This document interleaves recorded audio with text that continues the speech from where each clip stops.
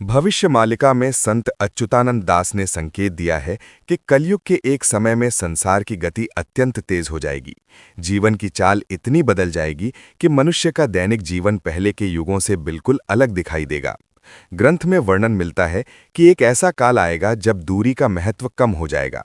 लोग बहुत दूर स्थित स्थानों तक बहुत कम समय में पहुंच सकेंगे।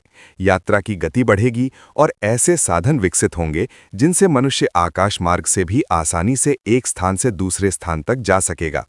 संत अच्युतानंद दास ने यह भी संकेत दिया कि कलयुग में संदेशों का आदान प्रदान अत्यंत तेज हो जाएगा। पहले जहां समाचार एक स्थान से दूसरे स्थान तक पहुंचने में कई दिन लगते थे, वहीं इस युग में जानकारी पल भर में फैलने लगेगी। दूर रहने वाले लोग भी तुरंत संपर्क कर सकेंगे। भविष्य मालिका में ये भी उल्लेख मिलता है कि संसार का जीवन अधिक व्यस्त और प्रतिस्पर्धात्मक हो जाएगा। मनुष्य निरंतर गति में रहेगा। व्यापार, यात्रा और संचार की वृद्धि के कारण समाज की संरचना भी बदलने लगेगी। ग्रंथ ये संकेत देता है कि इस तेज गति वाले युग में मनुष्य के पास साधन अधिक होंगे, लेकिन मन की शांति कम होती जाएगी।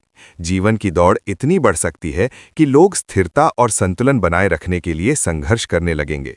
संत अच्युतानंद दास ने यह भी बताया कि जब संसार की गति इतनी तेज हो जाती है, तब मनुष्य को अपने जीवन में संतुलन बनाए रखने की आवश्यकता और भी बढ़ जाती है।